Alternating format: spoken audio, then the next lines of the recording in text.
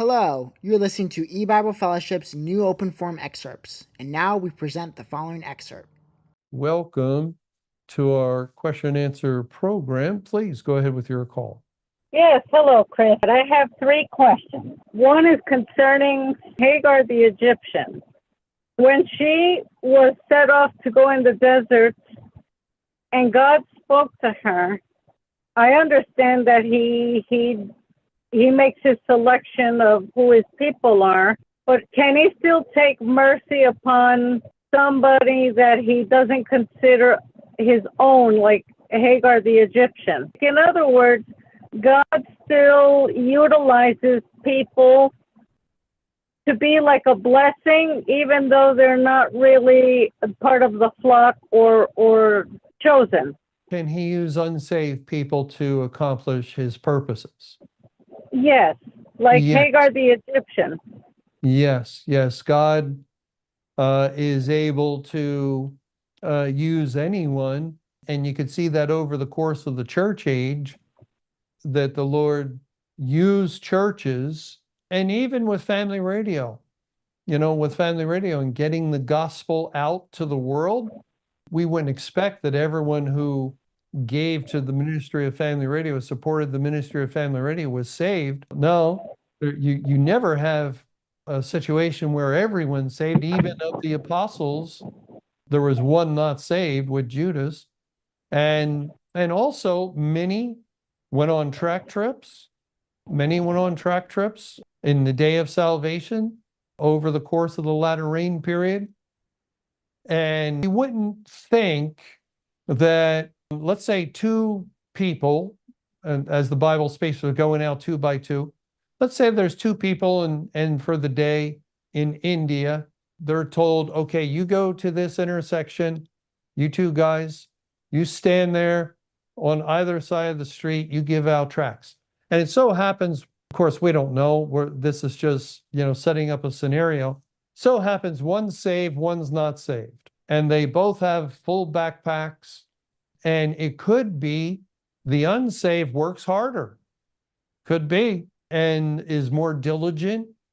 Maybe the elect individual is, for whatever reason, kind of drifts away in mind or maybe physically not up to it, whatever reason. And so in a full backpack, it depends on how tightly packed, could be 2,000, 2,500 tracts. The unsaved man gives out, while the child of God gives out 1,500, 2,000.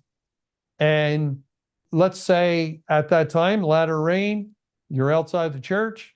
You're also in a right situation. You're in a nation that is last, as far as the first are last and the last are first. And I don't know if I said that correctly, but you're in the right place, not a heavy church presence at all. And thousands of people are streaming by. You get out thousands. So there's a likelihood maybe 5 or 10 of the people were predestinated who received tracts. And we wouldn't think, well, all 10 were on the side of the street with the elect. It could have been, but it also could have been 5-5, or maybe the majority of elect were on the other side of the street because he gave out more. And God blessed his word to their heart. And could be that was the time using that tract that he saved them, or it was just nourishing them along. They were already saved. But regardless, God used the individual. He used the individual who put forth their time, their money to travel to India, and also their effort in standing out in the hot sun for hours to hand out those tracts. The Lord blessed those things, and on an earthly level, that individual was blessed. Not eternally, because he's not a chosen of God, not an elect, but to be engaged in a good work. It has its own blessing. When we do something that is right, that is good, that is according to the will of God, that's what we should be doing. We're God's creatures, and and service to him is the best possible thing for us to do with our lives. So yeah, God can certainly use people. He can certainly use people that are not truly saved and use them in various ways. It is really everything belongs to him. Everything in all the world, the whole creation. He owns the cattle upon 1,000 hills. And the cattle, 1,000 hills, points to completeness of all hills in all the world. And that's just an expression to indicate he owns everything. He created it. He's the potter who made all the creatures, some to dishonor, some unto honor, according to his salvation plan. And yet he's creator of all. And so he can utilize any person for any length of time. Now, what we find, since we have such a long period of time to look back on and to learn from, decades, we find that individuals who are not elect may do a good work, a good service to God, and yet we find later that they will pull away. They'll pull away and no longer wish to do that work or service, whether it be the giving of their money. There's people prior to May 21, 2011, gave a lot of money to the effort of the worldwide proclamation. Afterward, they wouldn't give a dime, not another dime. That was it. They were offended.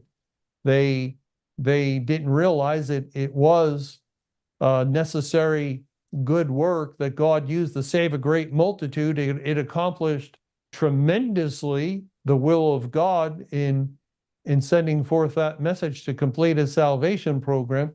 Yet, looking at it with natural eyes thereafter, they just saw the world was still here, and they didn't understand spiritual judgments, or weren't even interested in some cases in investigating it.